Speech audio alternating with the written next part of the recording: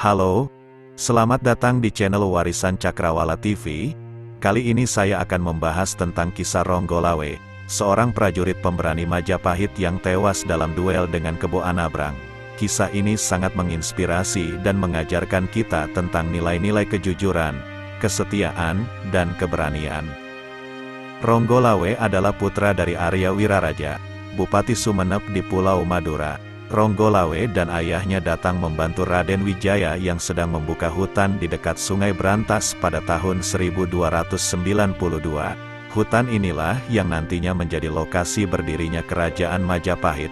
Nama Ronggolawe merupakan pemberian Raden Wijaya berkaitan dengan penyediaan 27 ekor kuda dari Sumbawa, sebagai kendaraan perang Raden Wijaya dan para pengikutnya dalam perang melawan Jayakatwang Raja Kadiri. Bisa juga mempunyai arti rangga berarti kuda dan lawe merupakan sinonim dari menang, yang berarti benang atau dapat juga bermakna kekuasaan atau kemenangan.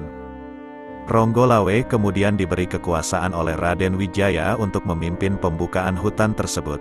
Penyerangan terhadap ibu kota Kadiri oleh gabungan pasukan Majapahit dan Mongol terjadi pada tahun 1293. Ronggolawe berada dalam pasukan yang menggempur benteng timur kota Kadiri.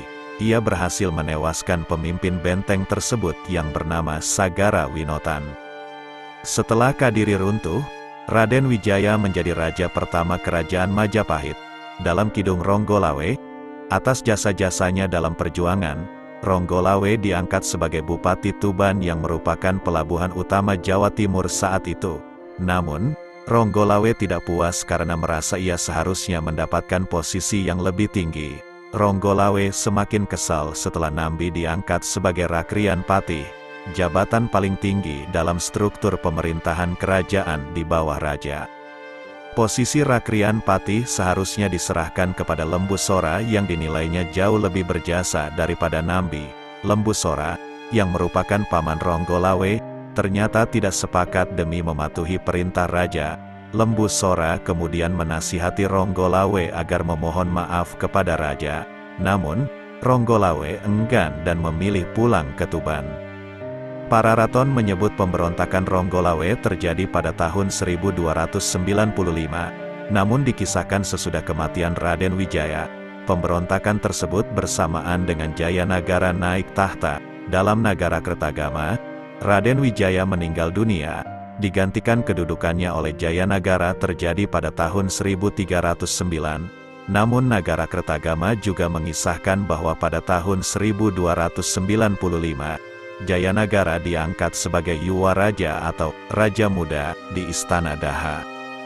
Di Kidung Panji Wijayakrama dan Kidung Ronggolawe dengan jelas menceritakan bahwa pemberontakan Ronggolawe terjadi pada masa pemerintahan Raden Wijaya, bukan Jayanagara.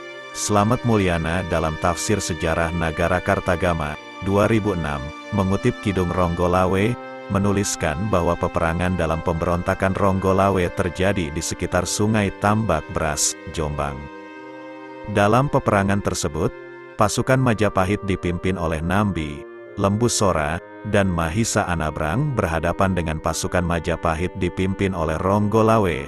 Dalam duel sengit, Ronggolawe berhasil mengalahkan Nambi dan Lembu Sora. Namun, ia tidak mampu menghadapi Kebo Anabrang, adik Mahisa Anabrang, yang memiliki kekuatan luar biasa. Kebo Anabrang berhasil menembus perisai Ronggolawe dengan tombaknya dan menewaskannya di sungai. Kematian Ronggolawe membuat ayahnya, Arya Wiraraja, sangat sedih. Ia memutuskan untuk meninggalkan Majapahit dan kembali ke Madura. Ia juga menyerahkan jabatannya sebagai Bupati Sumeneb kepada putranya yang lain, Ronggolawe II. Kisah Ronggolawe mengajarkan kita bahwa kesombongan dan ketidakpuasan dapat membawa bencana. Ronggolawe seharusnya bersyukur atas apa yang telah ia peroleh dan menghormati keputusan raja. Ia juga seharusnya mendengarkan nasihat ayah dan pamannya yang lebih bijaksana. Ronggolawe juga mengajarkan kita bahwa keberanian dan kejujuran adalah sifat yang terpuji. Ronggolawe tidak takut menghadapi lawan-lawannya yang lebih kuat dan tidak berkhianat kepada raja. Ia tetap setia pada prinsip dan keyakinannya, meskipun harus mengorbankan nyawanya. Demikianlah kisah Ronggolawe yang tewas di sungai dalam duel dengan Kebo Anabrang. Semoga kisah ini dapat menginspirasi dan memberi pelajaran bagi kita semua. Terima kasih telah menonton video ini. Jangan lupa untuk like, komen, dan subscribe channel ini. Sampai jumpa di video selanjutnya. Selamat tinggal.